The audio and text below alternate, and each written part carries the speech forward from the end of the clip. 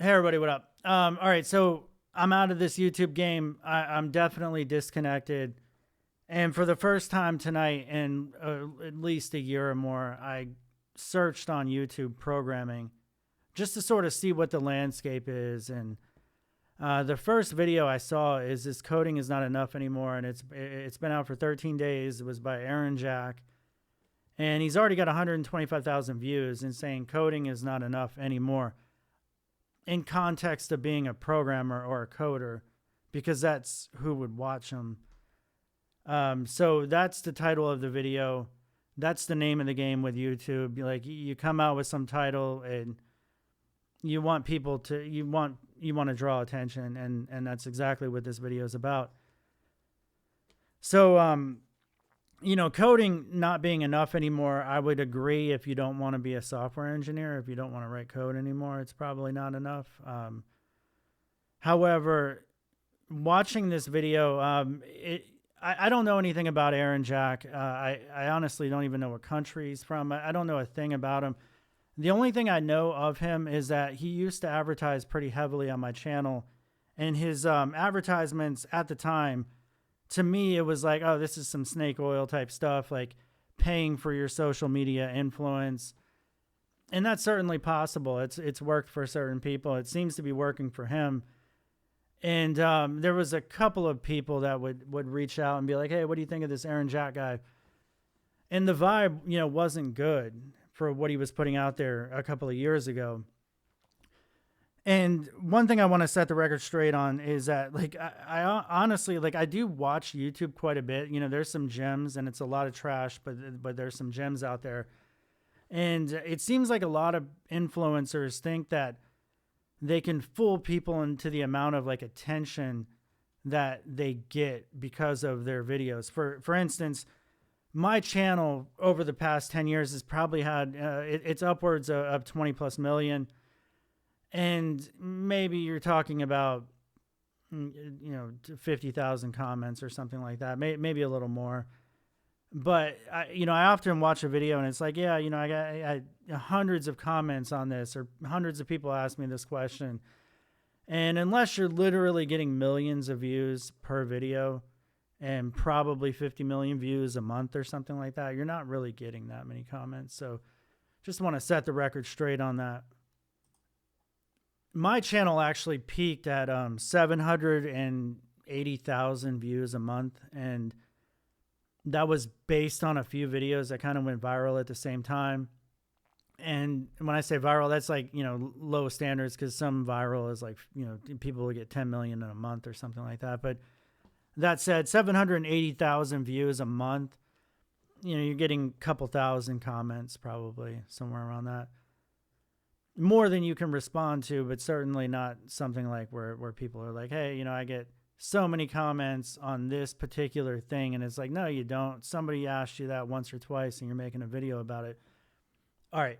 So all that said, he immediately starts out with, my GitHub is better than yours. So I'm like, hey, what kind of GitHub you got going on here? And his number one project is a Tinder swipe bot. Like, you're definitely disconnected from the corporate world with that. And then IG followers. So clearly he's trying to, in my opinion, write automated software when it comes to, like, engaging with social media or getting more followers.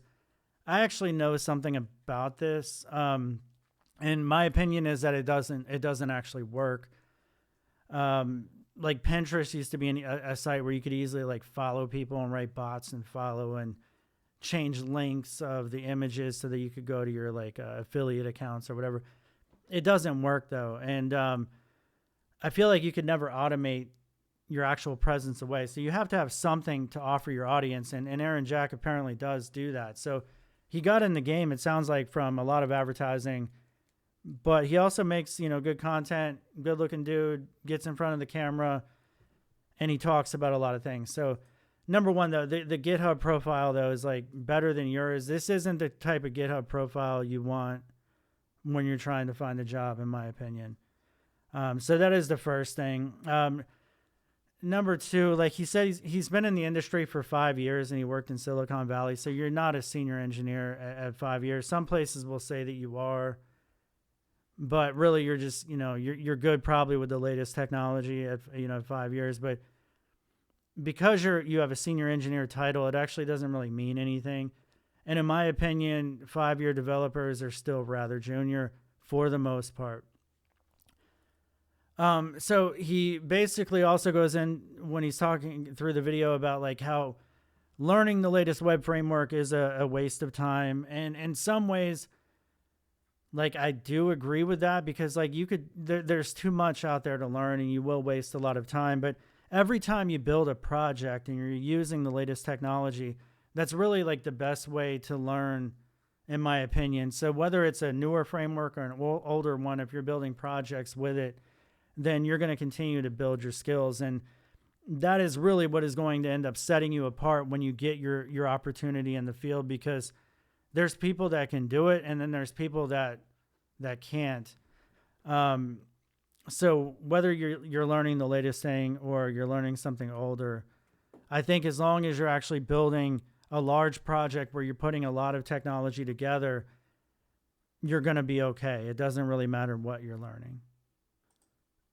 Also, I find it so annoying when people give advice that they wouldn't follow themselves. So his advice is like, hey, you want to get into the industry, why don't you just become a CTO? Find somebody that also doesn't know what they're doing along with yourself who doesn't know what you're doing, and then join up and become, you could be the CTO while that dude's a CEO, and neither one of you two have any money or any skills or a marketable product. But hey, you could be a CTO at some sort of company. Guess what? You could actually be a CEO, a chairman, whatever you want for like $150. I mean, assuming you're in the United States.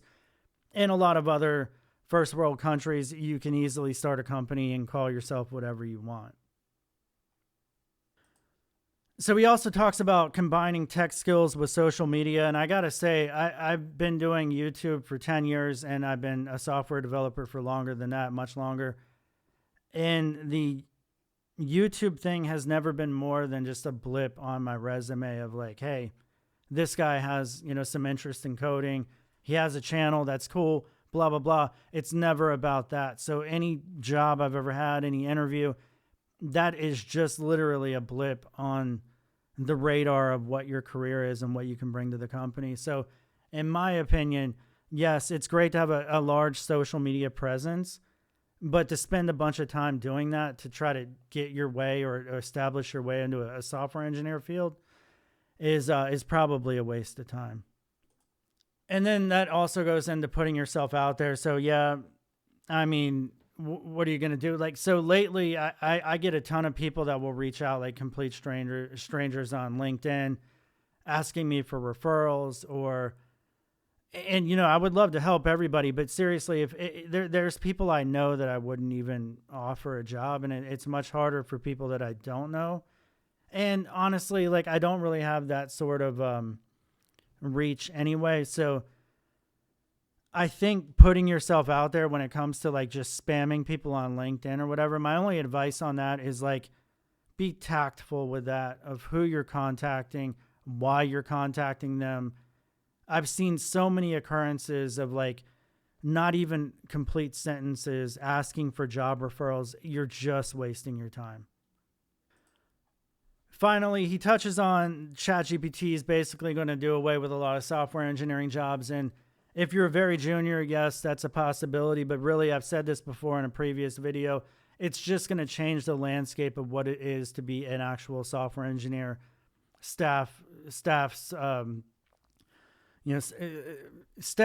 principal engineer, whatever you want to call yourself, staff software engineer.